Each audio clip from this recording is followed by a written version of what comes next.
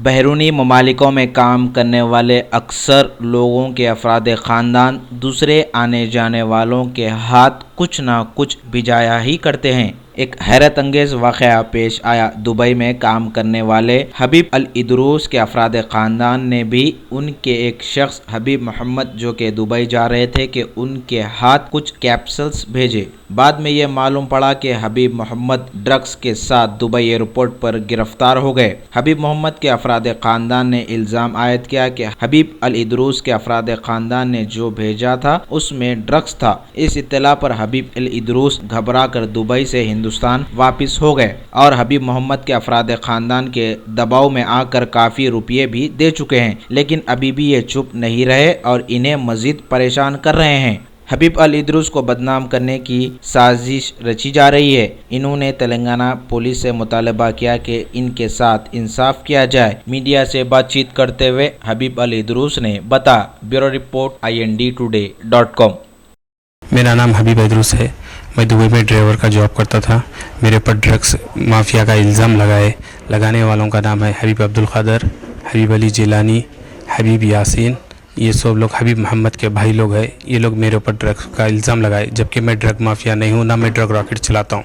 मैं ये जो है लैरिका 150 दुबई में भी मिलती है, अवेलेबल है, और इंडिया में भी अवेलेबल है। मैं ये दवा अपने लिए यूज़ करता था, किसी और के लिए नहीं। जब मेरे को हबीब मोहम्मद के आने के बाद दुबई को फ़ोन आया, मेरे को ये फ़ोन नहीं आया कि दवा आई है आपकी, बल्कि मेरे को ये फ़ोन आया कि ड्रग्स आया आपका। इसीलिए मैं डर गया और इंडिया आया। इंडिया आने के बाद में मैं इनके भाई लोग से मुलाकात किया। ये लोग बोले कि तुम्हारी तरफ से हमारा भाई परेशानी है, मैं मुश्किल में है। तो मैं बोला कि इसका हल क्या है। ये लोग मेरे से 15,000 दरहम की मांग करें, जिसमें से मैं 10,000 दरहम ऑलरेडी इनको दे चुका हूँ। फिर ये लोग मेरे को 35 लाख रुपये इंडियन करेंसी मांगे, जिसके लिए मैं इनकार किया। फिर कुछ दिन के बाद में जब जजमेंट आया, ये लोग मेरे से फिर डिमांड करे 90,000 दरहम इमारत करेंसी का, जिसके लिए मैं इनकार करा मैं इनको। ये लोग ये बोले कि जब तुम ये पैसा नहीं दे सकते तो फिर हम आपको जैसे सोशल मीडिया हर चीज़ से ब्लैकमेल करेंगे और आपकी इज़्ज़त ख़राब करेंगे, जिसमें से ये मेरे ख़ानदान का किसी का इसमें लेना देना कुछ नहीं है। ये लोग बार बार मेरे ख़ानदान का नाम ले रहे, जिसमें से ये मेरे ख़ानदान की बदनामी हुई और मेरा ख़ानदान मेरे से टूट गया है।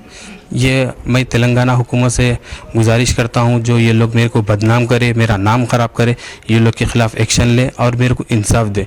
जबकि मैं ड्रग रॉकेट नहीं चलाता हूँ, मैं यहाँ पर ही हूँ। ये लोग हर बात बोलते रहे कि मैं फ़रार हूँ, जबकि मैं घर पे ही हूँ, यहीं पे रहता हूँ।